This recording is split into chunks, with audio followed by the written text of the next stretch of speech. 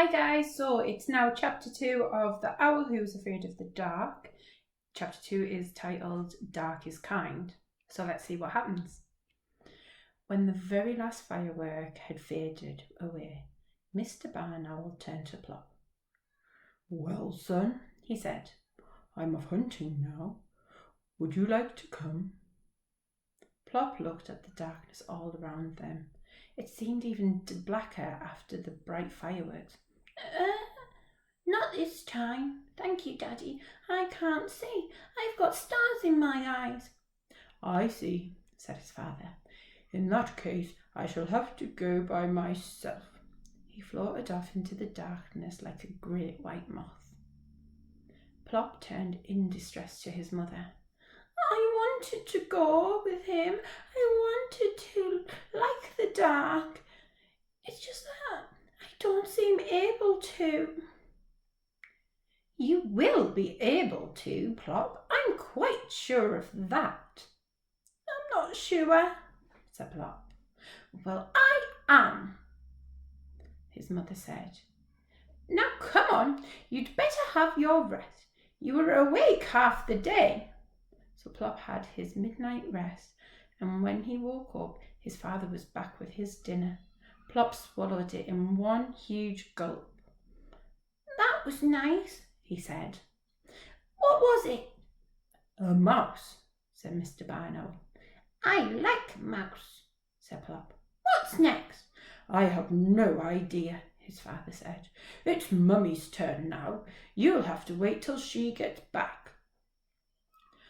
Plop was always hungry, and his mother and father were kept very busy bringing him food all night long. When daylight came, they were very tired and just wanted to go to sleep. "Bedtime, Plop," said Mrs. Barn Owl. "I don't want to go to bed," said Plop. "I want to be a day bird." "Well, I am a night bird," said his mother. "And if your father and I don't get any sleep today, you won't get anything to eat tonight." Plop did not like the sound of that, so he drew himself up straight and tall, well, as tall as he could, and tried to go to sleep. He did sleep for half the morning, but then he woke up full of beans, or perhaps it was mouse, and he just could not go back to sleep again. He jiggled up and down on the branch where his poor parents were trying to roost. He practiced standing on one leg and taking off and landing, and other important things that little owls have to learn. Then he thought he would try out his voice. He tried to make a real grown-up barn owl noise. "Eek!" he screeched. "Eek!" It sounded like the noise a cat makes if you accidentally tread upon its tail. Plop was very pleased with it. Mrs. Barn Owl was not. She half opened one bleary eye. "Plop, dear," she said, "wouldn't you like to go down into the world again and find out some more about the dark?" "Now," said Plop. "Now," said his mother. "Don't you want to hear my screech first? It's getting jolly good." "I heard it," Mrs. Barn Owl said. "Look, there's a lady in a deck chair down there in that garden. Go and find out what she thinks of the dark." So Plop shut his eyes, took a deep breath, and fell off his branch. He did not get his wings working in time. He fell faster and faster and finally plunged up the old lady's feet with an earth-shaking thump. "Gracious!" cried the old lady. "A thunderbolt!" Actually, I'm a barn owl," said the thunderbolt when he had got his breath back. "Really?" said the old lady, peering at Plop over the top of her glasses.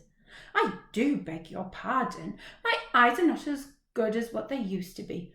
How nice of you to, drop in." "Well, it wasn't nice of me exactly," Plop said truthfully. "I came to ask you about something." "Did you?" said the old lady. Now what could it be, I wonder? I wanted to ask you about the dark. You see, I'm a bit afraid of it. And that's rather awkward for an owl. We're supposed to be night birds. That is a problem, said the old lady. Have you tried carrots? What? Don't say what. I beg your pardon is what you're supposed to say if you don't hear the first time.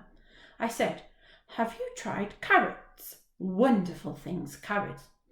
I don't think owls have carrots. Not barn owls, anyway. Oh, a pity. I've always sworn by carrots for helping one to see in the dark. I can't see in the dark, said Plop. I can see for miles and miles. Now don't boast. It is not nice for little boys to boast. The old lady leaned forward and peered closely at Plop. I suppose you are a little boy. It's difficult to tell these days. They all look the same. Yes, said Plop.